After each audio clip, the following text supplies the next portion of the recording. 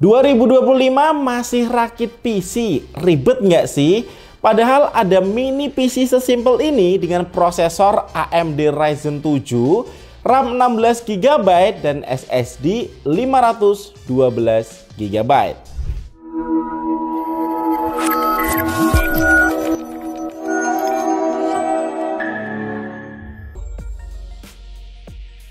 Hai guys, dengan saya Ade. Jadi udah sekitar 4 tahun terakhir saya ini nggak pakai PC rakitan ya.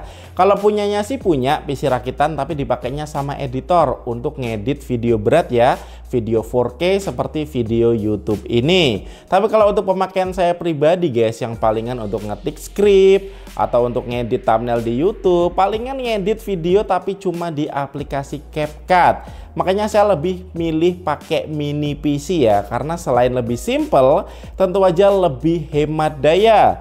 Dan di sini kita mau bahas nih sebuah mini PC dengan spek AMD Ryzen 7, RAM-nya 16 GB, SSD 512 GB, tapi dengan harga yang tergolong murah. Yuk kita unbox dulu. Oke, jadi ini adalah BIMX B5A Pro, sebuah mini PC yang di dalam boxnya terdapat produknya. Ini asli simple banget. Terus ada buku panduan dan kartu garansi yang ada bracket juga ya kalau mau dipasang di belakang monitor. Terus ada kabel HDMI dan juga adapter power. Untuk desainnya ini simple ya, dimensinya sendiri ini cuma 125 x 112 mm dengan ketebalan di 44 mm dan bobot yang ringan banget, cuma 300 gram. Untuk portnya ini tergolong lengkap ya. Jadi bagian depan tuh ada tombol power, ada 2 kali USB 3.2, ada USB Type-C, ada 3,5 mm audio jack, sama ada lubang reset. Kalau bagian belakang di sini ada DC in, ada DP 1,4, ada HDMI 2.1, ada 2 kali USB 2.0 dan juga Ethernet. Nah, kalau untuk speknya sendiri, BIMX B5A Pro ini menggunakan prosesor AMD Ryzen 7 5825U dengan prosesnya ini 7 nanometer, punya 8 core dengan 16 thread, maksimal turbo frekuensinya di 4,5 GHz dan punya 16 MB smart case. Untuk GPU-nya ini AMD Radeon Graphics ya. Kalau RAM-nya ini 16 GB DDR4, bisa di-upgrade ke dual channel 32 GB, ada slot 01 lagi yang maksimal RAM-nya ini bisa 64 GB. Untuk storage-nya ini 512 GB NVMe SSD, bisa juga kalau mau ditambah ada slot SATA di sini. Yang untuk speed SSD-nya ini cukup kenceng ya, read-nya di 3200-an MB per second dan write-nya di 2400-an MB per second. Nah, ini tesnya aku pasangin dengan monitor resolusi 5K dan pertama di sini aku coba untuk editing video di CapCut ya. Ini video vlog resolusi Full HD ya, ada teks, color correction, efek, transisi ya, intinya untuk video vlog di YouTube ya. Kalau playbacknya sih ini lancar dan proses renderingnya ini video 10